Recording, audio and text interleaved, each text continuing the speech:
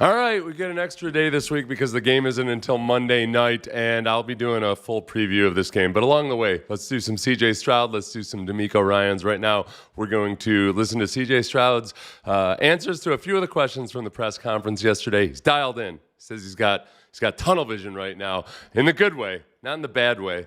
The good way. Sometimes there's bad tunnel vision, like me when I manage my finances and whatnot. But just by way of a quick update, the Bucs, for those of you who don't know, are dealing with many of the same issues the Texans are on their offensive line, or at least did last week. Todd Bowles got criticism for shuffling their offensive line all around right before the Atlanta game. They ended up allowing over 40% pressure rate, just like the Texans shuffled their offensive line up. And it doesn't look any better for the Bucs right now. Not a good sign for the Bucs makeshift offensive line. Luke Goedeke is not practicing again today. Charlie Heck could get the start at right tackle, former Houston Texans player. That would mean only Cody Mock would be in his original position on the O-line on Monday night. Damn tragedy. It's a tragedy, I tell you what.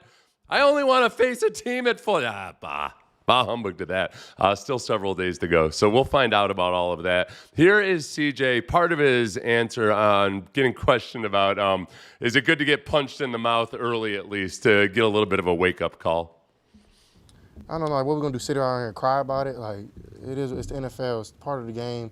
We played really bad, and we still had a chance to win. Like, that shows, I think, to our team that how talented we are and how good we can be. And it's 1 week, and I'm not the person to just give a whole bunch of grace and no truth, and a whole bunch of truth and no grace. I'm a little bit of both. So, yeah, I don't really know what to say. I think for me, I've been in this team myself. I've been in this position a bunch where everybody thinks you suck and whatever they want to think. Cool, y'all go ahead and do that. We're gonna continue to grind. If we lay an egg again, we're going to get back up. We're going to trust each other. It really doesn't matter what everybody else thinks. So, it takes time to build. We've been watching, sorry, I know I'm long-winded, but watching a lot of film of New England back when they were like in 2002, 2003, 2004. They didn't, and now, of course, they won, but they didn't look like what they did in their strong run right away. And, of course, that's the goal, to get it as quick as possible, but sometimes it's not the reality. So I'm trying my best to keep our guys' mojo up, and I think we're doing a good job of it. You know, one thing about this is because D'Amico, CJ has mentioned this a few times about watching New England early on, so watching Tom Brady before he became what he'd become. But it's interesting because that offense changed a lot when Josh McDaniels took over, and they started becoming more of a complex choice route type of thing where the quarterback was in full command behind the line of scrimmage compared to what they did with Charlie Weiss. But I think the backbone, maybe the spine of the offense is the same. But I think in laying out maybe a guideline or almost like a lesson plan of where CJ can be as he progresses in his career and where was Tom Brady and how did he get to where he went. I like that. Personally, it does mean that you're going to have to almost take a step back before you take 2 steps forward. And I think we saw a lot of that in week 1, where I know some people were a little upset that there wasn't as much necessarily pre-snap motion, certainly not as much motion as the ball was being snapped. But I prefer that, frankly, to trying to install everything all at once. I think also, just in going back and watching, without calling out guys individually, because you never know exactly what's supposed to happen on any specific play, but I think the rookie receivers at times may not have been exactly where CJ was planning on them being, or didn't make the right read on a coverage. There was at least one play action where CJ turned around, and I think he expected Jaden Higgins to be somewhere other than what he was, and that was the play where he didn't step up and could have avoided the sack. So everything was just a little bit off kilter. In terms of the fan or media reaction to it, yeah, a week 1 loss is a week 1 loss. The difference is that, look, we're coming off of a rookie offensive coordinator in Bobby Slowick, who ran the offense last year, at least the way it was operating under Bobby, looked a lot like what we saw in week 1. And I think that's why people freaked out a little bit more. You don't score a touchdown in a game. As CJ said it, they didn't play well. Like, he's not gonna try to disguise it anything other than what it was. They need to improve on it, but he doesn't have any illusions about that. To wit, Nico Collins, 3 catches in the game. That's the lowest output he had all season last year, other than the Ravens game where he had 3 catches, and the Bills game, which doesn't count because he had 2 catches but got injured early in that game, and he got injured after a long touchdown pass. So really only one time last year in a really miserable offensive performance where they scored 0 points was Nico Collins held to only 3 receptions. I believe Sarge asked him a question about playing with Nico, and I think I left the actual question in here. Nico is a top 7 wide receiver in this league, but he's not a selfish wide receiver. What is it like playing with a wide receiver like that who doesn't get mad if he doesn't get the ball thrown his way a ton of time and just shows up every play? Yeah, I mean, it's great. You know, I like because Nico is that way, but also like he demands the ball. He wants the ball, and you know, it's our job to find ways to get it to him. And I thought we could have, you know, definitely I could have done a better job of getting him the rock when he was open. And yeah, I think he's going to show up big time. Every dog has his day, you know, and Nico's growling at the mouth like a Rottweiler, trying to get that ball. And so I'm excited to see. And you know, I'm always looking for 12, man. That's never a question. So yeah, he'll be all right. Okay, part of it is, you know, I think a lot of people immediately afterwards asked, okay, were they doubling Nico? What was going on? On the 3rd and longs, look, they're going to play coverages where it's hard to hit the deep ball.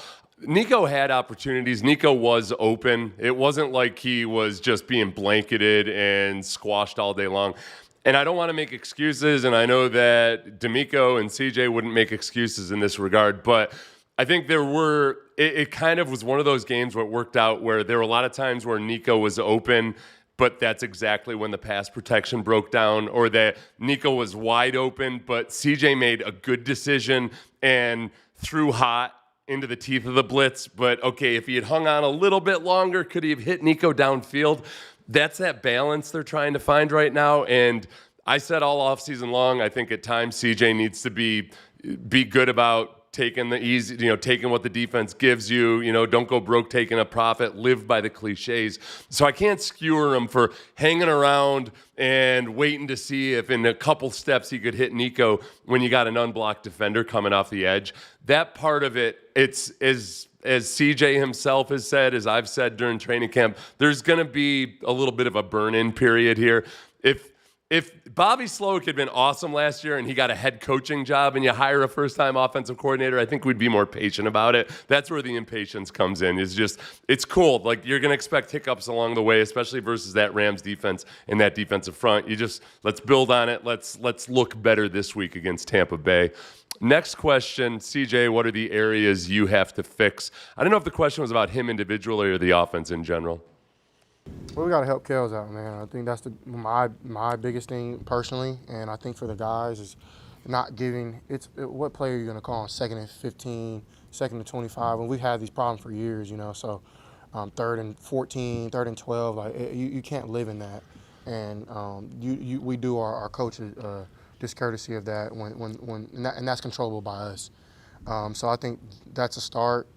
Personally, I got to be better just pocket movements and, you know, checking the ball down when I need to check it down, and at the same time staying aggressive. So, yeah, I think we just need to build a rhythm early on better, and I think we'll be better from that. Yeah, finding that balance. Everything we had just talked about. Obviously, the penalties hurt, but the sacks hurt at times, but also just not getting the run game really going until that final drive with some splashes here or there.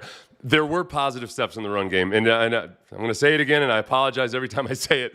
The absence of tackles for a loss on offense is actually a really, really big deal compared to where this team was last year. But you also don't want a steady dose of 1- and 2-yard carries. There was progress there. The problem is they run into Vita Vea this week, and just by way of reminding everybody, this was Vita Vea a couple years ago versus your Houston Texans. Just an absolute mammoth beast of a man, and I love him so much as a player. You'll note he doesn't wear gloves. He's just out there being the embodiment of peak malperformance. That is peak malperformance right there. Some of the same players on the offensive line, you might notice. But that's the big test this week. The difference between the Bucs defensive line and the Rams defensive line is they don't have as many lunch pail carrying, I should say crowbar carrying, beat you over the head brutally physical defensive players as the Rams did. They're good, and they've got some good pass rushers there. But in terms of overall physicality, I feel all right about it. I think the big question is, other than Vita Vea, that's the big test. The big question is in pass protection. Todd Bowles runs a lot of exotic stuff, and it's a lot of the same challenges the Texans had last week. Can they be better at getting the protection right? CJ admitted a couple times where he may have messed that up. The running backs in pass protection, I think Nick Chubb getting more carries and being in the backfield more this week can help in that regard. And it's not even about him individually pass blocking as much as the entire operation, acting and performing as if they've got a bunch of veterans out there. I think Nick Chubb's going to help a lot in that regard. So I'm optimistic. This defense for the Bucs has some serious challenges, but not to the same level or degree that the Rams had last week. I think it's going to be an improved performance. How high is it? I don't know. Question was, CJ, how was it working with Nick Caley after a loss like that? It's good. It's like everything in life. You don't just go out there and sometimes you do, sometimes you don't, but most of the time you don't go out there and just ace it. So there's a communication that you have to have. I think he does a good job of asking me a lot of questions. I ask him a lot of questions. So figure it out and, move on. Yeah, I don't know. It's funny. If you've never watched a CJ Stroud press conference before, that might seem like an underwhelming vote of confidence in Nick Caley, but that's just kind of CJ. It's the same way with the Astros. Alex Bregman, sometimes people would ask Alex Bregman about his teammates or somebody, and people from outside of Houston would say, like, I don't know. Sounds like he's not very excited. Like, Alex Bregman doesn't get excited about anything. Alex Bregman is just monotone all the time, even if he's talking about the thing that makes him happiest in the world. So CJ's got a little bit of that to him. He's not trying to impress anybody with his bubbly demeanor in a press conference. I think they're going to be just fine so far. Until I find reason to believe that those two aren't getting along, I'm not going to worry about it. I like this one. CJ got a little bit philosophical and brought back, anytime it brings back memories to my playing days or stories I have about family members getting upset about the media, I like it. CJ, how do you block out the noise? Yeah, I don't care, to be honest. I've gotten so used to people loving you when you're up, hating you when you're down. It's just how, just people, this entertainment business operates, So I try to think of my value as like what God sees me as, my family, my friends, my teammates, and that helps me stay level-headed because, I think it's a lie when people say words don't hurt. Like, there's a reason why we go to church and hear a sermon. There's a reason why we like music. There's a reason why, we go to see comedians do their thing. We laugh. Like, words do have effect. So, for me, I try not to just look at it and, try to just stay, kind of like a horse and, just tunnel vision. So, I've learned to not love the love or not hate the hate. And it's really helped me. And I try to tell my family, they get all mad and stuff. But, at the end of the day, everybody's entitled to their opinion, right on to them. But I can control what I can control, and that's, what I do on the field. And everybody, like I said, is entitled to what they think. Honestly, I like him kind of admitting that, hey, words do hurt. So you got to be, because it's 100% true. Everybody is thick-skinned as hell until that one comment gets to you. Think about your own online experiences. Or you're like, oh, yeah, okay, cool, whatever. I disagree with some people I agree with. You son of a bitch. I'm going to think about you for the next 20 hours. Yeah, it's the same with athletes. You got to be you got to have an information diet. And the older you get, the more you learn to genuinely ignore what's written about you and try really hard to. What CJ said there about his family is the key thing. And I know there's family members of players on the Texans that watch this YouTube channel. And I always try to remember that always, because if I start to try to get too harsh or something, it's a reminder that I shouldn't be a bastard on here. But I always try to approach it as, hey, how can a player get better? How can a player do better? And not like, this guy's a bum or whatever. But when it comes to, whenever there's quarterbacks, young guys, Baker Mayfield, honestly, I think early in his career was the guys that think like, oh yeah, I'm fueled by the haters.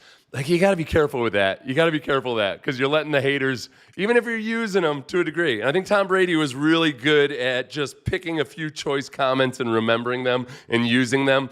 But if you let it in too much, it dominates your whole existence. I did work with a company called Afterburner once after I was done playing. And this was former special ops guys from the military and fighter pilots that were consultants for businesses, but they also worked with the New York Giants. I had a friend that worked in the company, and it was really cool because they worked with the Giants when they won their first Super Bowl, before they won their first Super Bowl.